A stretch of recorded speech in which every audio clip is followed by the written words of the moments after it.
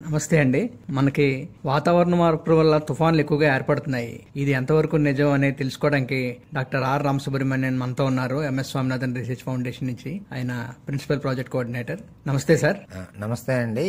ఎందుకంటే వాతావరణ మార్పులో మెయిన్ గా ఏంటంటే మనకు సముద్రం వాటర్ లో టెంపరేచర్ ఎక్కువ పెరుగుతాయి, ల్యాండ్లు ఎక్కువ పెరుగుతాయి. దానివల్ల మన వాయుమండలంలో ఉండే గ్యాసెస్ అన్ని చాలా వేడెక్కే దీనివల్ల తుఫానుగా ఎక్కువ మారే అవకాశాలు మనకు ఎక్కువ ఉంది. సో ఈ మనకు బంగాళాఖాతంలో ఎక్కువ ఎప్పుడు సంవత్సరానికి ఒక 3 కానీ 4 సైక్లోన్స్ కానీ ప్రతి సంవత్సరం మనకు వస్తుంది. బట్ అరేబియన్ సీలో మనకన్నా కొద్దిగా తక్కువనే. దాలను మరీ ముఖ్యంగా మన తూర్పు కోస్తాల మెయిన్ గా మచిలీపట్నం, నిజాంపట్నం ఏరియా చాలా ఎక్కువ సైక్లోన్ ప్రోన్ ఏరియా. ఎందువల్ల అంటారండి? అది ఎందువల్ల అంటే విండ్ నార్మల్ గా ఫామ్ అవి ఎక్కడ మేజర్ ఎస్టోరీస్ ఉందో కృష్ణా, గోదావరి ఇట్లాంటి ప్లేసెస్ లో మోస్ట్లీ అది క్రాస్ అయ్యే అవకాశం ఉంది. మనకు అక్కడ కొద్ది మలుపు కూడా ఉంది. సో మనకు డైరెక్ట్ గా వచ్చి ల్యాండ్ ఫాల్ ఎక్కడ అవుతాయంటే మోస్ట్లీ ఇట్లాంటి ఎస్టోరీస్ దానిలో కృష్ణా, గోదావరి జిల్లాకు చాలా ఎక్కువ.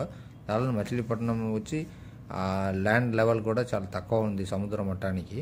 సో అందువల్ల అక్కడ ప్రమాదాలు ఎక్కువ జరిగే అవకాశాలు ఉంది. అంటే సముద్ర మట్టం కన్నా తక్కువ ఉంటే కనుక తుఫానులు ప్రభావం ఎక్కువగా ఉంటుందంటారు అక్కడ.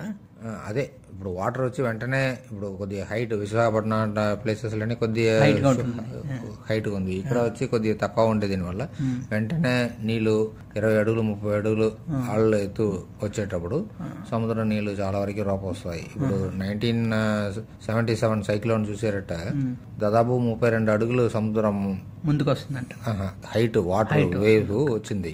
సో అది వల్ల ఎంత వచ్చిందంటే 30 కిలోమీటర్ వరకు వాటర్ వచ్చింది. సో 32 అడుగులు సముద్రం దగ్గర వచ్చిన వాటర్ ఇప్పుడు కూడా అక్కడ మార్క్ చేసింది. సో అంతవరకు వచ్చిన వాటర్, అందువల్ల చాలా ఎక్కువ వాటర్, సలైన వాటర్ లోపల వచ్చింది. ఇప్పుడు తుఫాను ఒత్తిడిని తట్టుకోవడానికి మనం ఏ రకమైన జాగ్రత్తలు తీసుకోవాలంటారండి? తుఫాను ఒత్తిడిలో ముందు మనకు ఒక 30-40 సంవత్సరాల ముందు ఈ టెలికమ్యూనికేషన్స్ కానీ లేదంటే శాటిలైట్ ఇమేజెస్ కానీ ఇదన్నీ మనకు అప్పుడు లేదు. కమ్యూనికేషన్ బాగా తక్కువ ఉండేది. దీనివల్ల అప్పుడు ప్రజలు ట్రెడిషనల్ నాలెడ్జ్ దాని ద్వారా సైక్లోన్ ఎప్పుడు వస్తాయి, ఎట్లా వస్తాయి అంటే కొద్దిగా వాళ్ళకు కూడా అవకాశం ఉండేది. బట్ ఇప్పుడు సైంటిఫిక్ చాలా డెవలప్మెంట్ అయింది. దానివల్ల ఇప్పుడు తుఫాను ఎప్పుడు ఫామ్ అవుతుంది, ఎట్లా ఏ డైరెక్షన్లో వస్తుంది, ఎంత స్పీడ్ వస్తుంది అనేది ఇప్పుడు సమాచారం బాగా చాలా ఫాస్ట్గా మీడియా ద్వారా వస్తుంది. దానిలో మెయిన్గా ప్రింట్ అండ్ ఎలక్ట్రానిక్ మీడియా చాలా ఎక్కువ పనిచేస్తూ ఉంది. దాని తర్వాత ఈ షార్ట్ ఎస్ఎంఎస్ఎస్, దాని తర్వాత ఎన్జిఓస్ మనం కూడా ఎక్కువ తీర ప్రజలకు వెంటనే ఇన్ఫర్మేషన్ ఇచ్చే దీనివల్ల కొద్దిగా ఇప్పుడు ఆస్తి నష్టం ఎక్కువ జరుగుతుంది, కానీ ప్రాణ నష్టం మొత్తం చాలా వరకు అయిపోయింది. ఇప్పుడు హుదూద్ సైక్లోన్ చూసారంటే మోర్ దెన్ 200 కిలోమీటర్ స్పీడ్. అప్పుడు కూడా ఆ రోజు ఎవరిమే నష్టం జరగలేదు. సో అది పెద్ద ప్లస్ పాయింట్. బట్ ఆస్తి నష్టం అనేది ఎప్పుడు జరుగుతుంది. ముందు చూసారట కొద్దిగా తక్కువ స్పీడ్, ఇప్పుడు వచ్చే cyclone more than 200 kilometres per hour అట్లా వస్తుంది. సో అందువల్ల ప్రాణ నష్టం తగ్గేంత కూడా ఆస్తి నష్టం ఎక్కువనే జరుగుతుంది. దాని ఎట్లా ఆపాలంటే వనరులు ఉంది కదా, ఇప్పుడు మన కోస్తాల్లో కొద్దిగా మడ మొక్కలు కానీ లేదంటే కొద్దిగా గ్రీన్ వెజిటేషన్ కానీ లేదంటే శాండ్ బార్ లేదంటే కొండలు ఇట్లాంటి ఏ నేచురల్ రిసోర్సెస్ ఉందో శాండ్ డ్యూన్స్ అని చెప్తారు కదా, అట్లాంటి దాన్ని మనం ప్రొటెక్ట్ చేయాలి. యాక్చువల్గా ప్రొటెక్ట్ చేసామంటే పెట్టుకోండి కొద్ది వరకు అది ఆపుతాయి. ఇప్పుడు మన కాకినాడ తీరంలో చూసారంటే మన కాకినాడ బే, దాని తర్వాత హోప్ ఐలాండ్ ఉంది. హోప్ ఐలాండ్ ఉండే దీనివల్ల కూడా మనకు అది వచ్చి యాక్చువల్గా శాండ్ డ్యూన్. ఆ శాండ్ డ్యూన్ ప్రొటెక్ట్ చేసే దీనివల్ల మనకు వేవ్స్ కానీ వాటర్ కానీ కొద్దిగా ఊరు లోపల రాకుండా ఉంటాయి. అంటే ఇప్పుడు కాకినాడకి హోప్ ఐలాండ్ ఉండడం వల్ల కాకినాడ కొంతవరకు సేఫ్ జోన్లో ఉందంటారా తుఫానుల నుంచి? అది డైరెక్షన్ చాలా ఇంపార్టెంట్. మోస్ట్లీ ఈస్ట్ డైరెక్షన్ నుంచే మనకు తుఫాన్స్ వచ్చే దానివల్ల మనకు కాకినాడ బే, దాని తర్వాత హోప్ ఐలాండ్ ఉండే దీనివల్ల కరటాలు వస్తా కూడా ఎక్కువ మన కాకినాడ ఊరు లోపల రావే అవకాశాలు తక్కువ. అందువల్ల మనకు హోప్ ఐలాండ్ ఒక ప్రొటెక్టివ్ రక్షణ. అంటే ఇప్పుడు మనం ప్రతి సంవత్సరం ఆంధ్రప్రదేశ్కి తుఫానులు చూస్తున్నామండి. హుడ్ వచ్చింది, రీసెంట్గా పెద్ద వచ్చింది, తర్వాత ఒరిస్సాలో ఫనీ సైక్లోన్ వచ్చింది. ఒకదాని మించి ఒకటి గాలి వేగం పెరిగిపోతుంది. దీనికి వాతావరణ మార్పుల వలన కారణం ఏమైనా ఉందంటారా?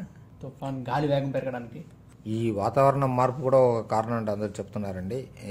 దీనివల్ల కొద్దిగా ఎక్కువ వేగం కానీ లేదంటే ఎక్కువ ఇంటెన్సిటీ, దాని తర్వాత ఫ్రీక్వెన్సీ ఒక ఇయర్లో 3-4 అట్లా వచ్చే అవకాశాలు కూడా ఉంది.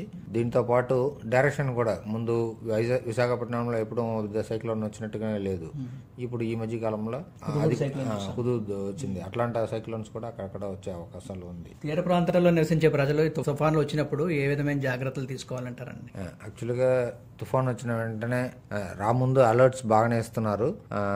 మెయిన్గా బాగా లోతట్టు ప్రదేశంలో ఉండే జనాలను తీసుకెళ్ళి ఒక సైక్లోన్ షెల్టర్ లేదంటే ఇట్లాంటి స్కూల్ బిల్డింగ్స్ అట్లాంటి మంచి ఏరియాలో ప్రొటెక్ట్ చేస్తున్నారు. వాళ్ళకి ఆహారం అందిస్తున్నారు.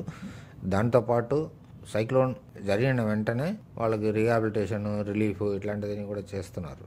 ప్రజలను బాగా ముందే రక్షణ కల్పిస్తున్నారు తుఫానుల నుంచి, అంటే అవేర్నెస్ చేస్తున్నారు. ఇప్పుడు యాక్చువల్గా ఇప్పుడు కోస్తా తీరంలో ఈ మీడియా ఇదన్నీ వచ్చినాక ఎట్లా కొద్దిగా ముందు జాగ్రత్తలు తీసుకోవాలి, ఏంది మెడిసిన్ తీసుకోవాలి, అదన్నీ కొద్దిగా జనాలకు బాగానే అవేర్నెస్ వచ్చింది. ఏదేమైనప్పటికీ తుఫాన్ల వల్ల ఆస్తి నష్టం అయితే మాత్రం సంభవిస్తుందండి. ప్రాణ నష్టం అయితే ముందస్తు చర్యల వల్ల ప్రాణ నష్టం చాలా వరకు తగ్గించగలిగాం. అంతే కదండి? అంతే. అదే మెయిన్గా వచ్చి ఈ అలర్ట్స్ వల్ల ప్రాణ నష్టం బాగానే తగ్గిందండి.